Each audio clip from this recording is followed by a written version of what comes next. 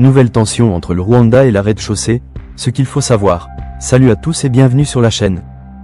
Aujourd'hui, on plonge dans l'actualité brûlante en Afrique centrale, où les tensions entre le Rwanda et la République démocratique du Congo, la rez-de-chaussée, sont de nouveau au centre des discussions. Globe terrestre feu lors d'une réunion du Conseil de sécurité de l'ONU, qui s'est tenue le 27 mars 2025, le ministre rwandais des Affaires étrangères, Olivier Nduhungirehe, a pris la parole avec un message très clair et accusateur. Selon lui, le régime de Kinshasa collabore avec les FDLR, ces forces rebelles d'origine rwandaise qu'il considère comme une menace directe pour la sécurité de son pays. Droit, mais ce n'est pas tout. Il a aussi dénoncé ce qu'il appelle la mauvaise gouvernance de la rez-de-chaussée, qu'il tient pour responsable de l'instabilité sécuritaire dans la région. Le Rwanda sous pression. Le ministre a insisté sur un point crucial. Le Rwanda, selon lui, ne cherche pas à alimenter ce conflit. Au contraire, il affirme que Kigali en paye le prix, en raison des agissements des combattants des FDLR. Il a même rappelé un fait récent, la capture de plusieurs membres des FDLR à Goma, et leur remise aux autorités rwandaises.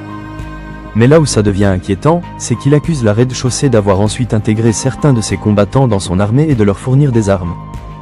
Surpris, discrimination et tension historique. Autre point soulevé par Olivier Nduhungirehe. Il dénonce ce qu'il appelle une persécution des Congolais parlant le Kinyarwanda, notamment les communautés Tutsi. Selon lui, cette discrimination trouve ses racines dans l'histoire coloniale de la région. Une déclaration lourde de sens, qui rappelle les tensions historiques entre les deux pays. Le Rwanda reste sur ses garde-boucliers et bienvenue sur votre chaîne Info du Jour TV. Face à cette situation, le Rwanda défend les mesures qu'il a prises le long de sa frontière avec la rez-de-chaussée. Des mesures qu'il décrit comme ciblées, dynamiques et proportionnées. En clair, tant que la frontière restera instable et qu'aucune solution de sécurité durable ne sera trouvée, le Rwanda maintiendra son dispositif de défense.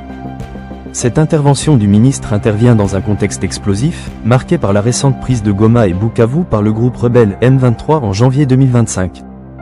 Une offensive qui a suscité de vives réactions à l'ONU.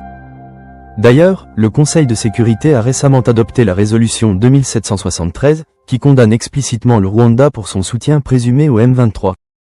Conclusion, vers un apaisement ou une escalade? La situation reste donc tendue, et il est encore difficile de savoir si cette crise pourra être résolue diplomatiquement ou si elle risque de dégénérer davantage. Et vous, que pensez-vous de cette montée des tensions? Partagez vos avis dans les commentaires. Tête qui parle, n'oubliez pas de liker, de vous abonner et d'activer la cloche pour ne rien rater de nos prochaines vidéos.